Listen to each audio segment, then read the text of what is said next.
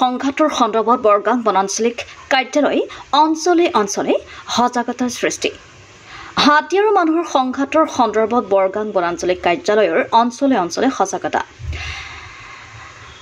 বিহালীত হাতী মানুহৰ সংঘাত নতুন কথা নহয় বিভিন্ন সময়ত হাতীয়ে শস্য খাই তহিলং কৰাৰ উপৰিও ঘৰ ভাঙি ক্ষতি সাধন কৰাৰ লগতে বহু লোকে হাতীৰ আক্ৰমণত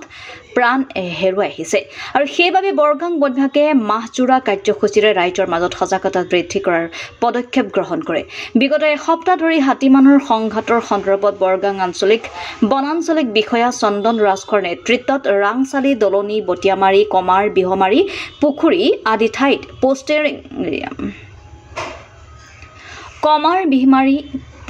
আদি ঠাইত পোষ্টাৰিং লগাই ৰাইজৰ মাজত সজাগতাৰ সৃষ্টি কৰে উল্লেখ্য যে হাতী আহিলে ৰাইজে কি বিষয়ত সজাগ হ'ব লাগে আৰু কি কৰাব নালাগে সেই সন্দৰ্ভত ৰাইজক অৱগত কৰে আনহাতে গাহৰিৰ সমস্যা সমাধানৰ ক্ষেত্ৰত বিশেষ পদক্ষেপ গ্ৰহণ কৰাৰ কথা উল্লেখ কৰে news desk report live Assam